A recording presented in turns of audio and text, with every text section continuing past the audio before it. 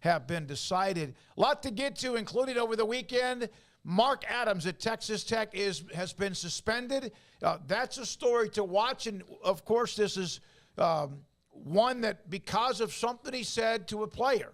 Now, there's conflicting reports of what was said. Does it matter? Texas Tech, well, it does matter, but Texas Tech, Kirby Hocutt has suspended him, and the question is, what's next? Now, there's one rumor that's connected way back to Baylor. Grant McCasland, who's had a great run at North Texas. Brett Vito covers North Texas. With this one after that, there will be an interesting to watch. North Texas fans, Grant McCasland, spent time on Texas Tech staff in his career, also spent time at Baylor, and could be a name you see with Mark Adams if, in fact, he does not survive, not just the weekend, but also with the Big 12 tournament in Kansas City, whether he coaches in Lubbock again. Well, I'll tell you this about Texas Tech. The other person they need to look at is Kirby Hocutt, because this is the fourth or fifth coach that he has had that has gotten in trouble for a relationship issue with players, where Billy Gillespie, got fired for working the players out so hard that they were vomiting in trash cans. They had a softball coach fired because of abusive relationships towards players. The women's basketball coach fired because of abusive relationships toward players. Seems to have just dodged the bullet by 2 years on Chris Beard.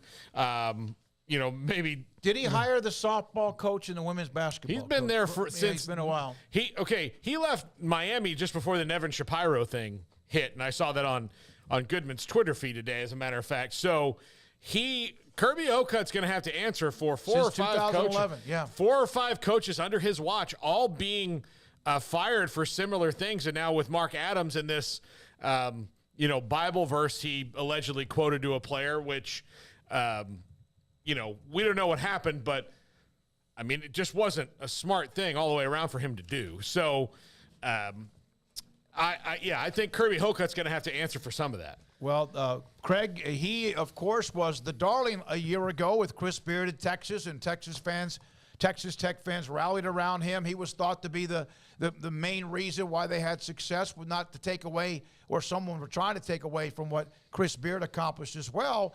And it's here we are again. And I based on, and Chris Lovell joins us at 3:30 today, based on talking to some people who cover Texas Tech, they're not sure he comes back.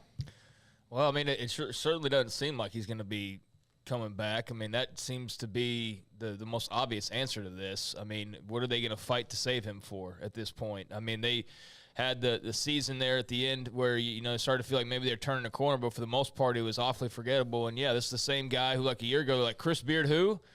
Chris Beard who? He deserves credit for what? And, happy to see him, in the saddle and running the Red Raider program and feeling like maybe they actually caught a break, that Chris Beard wasn't the magic guy. And then the hope was that maybe it was actually Mark Adams. But, I mean, yeah, what a year for both of those gentlemen. And, for Adams, it's just been, off all year long. There's just been one thing after another, it seems like, whether the rumor mills about the situation familially or family-wise with his brother's ex-wife and that whole thing. And then there's always seemed like there's a lot of going on behind the scenes with Mark Adams and Texas Tech. It always just felt like there's just something kind of off there. And, then obviously they struggled during the season, and that adds that extra pressure. And then now you have more situations that become public and, racially insensitive comments, perhaps spitting on a player. I mean, who else knows what is out there and that maybe hasn't even been touched upon just yet. But, yeah, just a bad deal all the way around. I don't think he's coaching in Lubbock again. I think this is actually, in a roundabout way, a good thing. It gives them a reason to move on and go hire somebody else in the case that maybe you didn't think he was going to be the guy for the long term. Maybe this year kind of shed light on, maybe this isn't going to be our next Chris Beard or to that same level of success. It kind of gives you an out, doesn't it, to go ahead and move? And that's also one of the stories that even in various places that they were looking for this, right. And that this also could be pressure from some of the big money donors that they found a couple of things and they were looking for a couple of things. Yes. That's how it feels to me, actually, because I don't feel like all of a sudden just like rumors about him popped up that were negative. I feel like there's been, again, stuff swirling about him for quite some time, not to the level of, the types of comments apparently he made, or spitting on a player or whatever else. But I don't know. This just feels like it's very coincidental and fine timing if you're a Red Raider fan, actually. And yeah, it's going to be a little bit embarrassing for a few days, and inevitably they're going to have to make a final decision. But I don't know. That's kind of the gist that I get is, he's probably on his way out, and they're probably fine with that. So that's where I stand on it. They did hire he did hire Tadlock, who's a hell of a baseball coach at Texas Tech, and I think so. There's one, and even Kim Coulter put that up on the chat room. Kim says that he's pretty much put a lot into Texas Tech and wants to stay out of it for today, but giving us a couple of other pieces. We don't know what was said. We don't know if it was an individual meeting.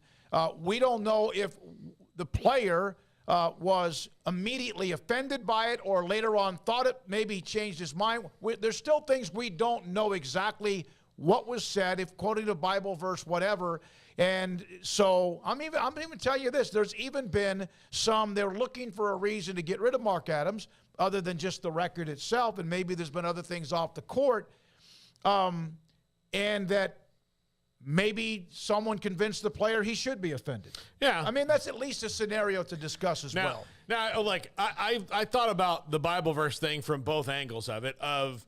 Do I think that Mark Adams wants to treat his players as slaves? No. I don't think that that's what he meant if he quoted that Bible verse.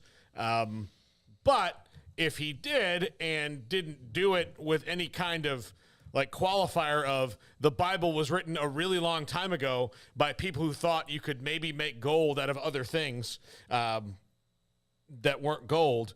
Like, there are things that have changed over the years. And look, as a person who grew up, with faith in a Catholic family, look, I'm washed in the blood of the Lamb. Before anybody jumps on me about what I'm about to say, not every single sentence in the Bible is something that you should repeat or something that you should learn a lesson from, because it was written in a very, very long time ago when things were really, really different, and there wasn't context outside of that information for you to know that when you wrote it down, it was going to be bad. So those things you should know that as Mark Adams and go, well, maybe I'll skip this part of it and move on to what the real message is. So on both sides of that, can be kind of silly, but it does feel like when I read it was they're looking for something. Yeah. I mean, this is a very much, a nice, there might be a crack in the door here, and let's see who kicks it open. We'll see what happens. Grant McCaslin, who again was at Tech under Bob Knight, and then of course was at Baylor for a time with Scott Drew. How would that be? Just a thought.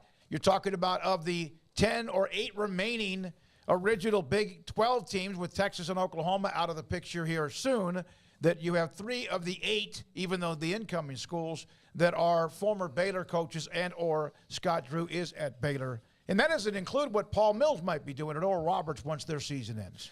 Yeah, and I know, you brought up Kirby Hocutt. I mean, I saw an article where it's like time to turn up the heat on Kirby Hocutt, or at least, look a little bit deeper. And I don't think that should be off the table. I mean, I do think that if there's a number of incidences with coaches and, your leadership has had a hand in creating that staff, that atmosphere, and time again there seems to be an issue, then I think at worst you just look in the mirror a little bit, right, and say like, okay, what are we doing here that it's leading to like what seemingly is a lot of incidents here over a short amount of time where, coach behavior is not up to snuff. And that's back-to-back basketball coaches, for example.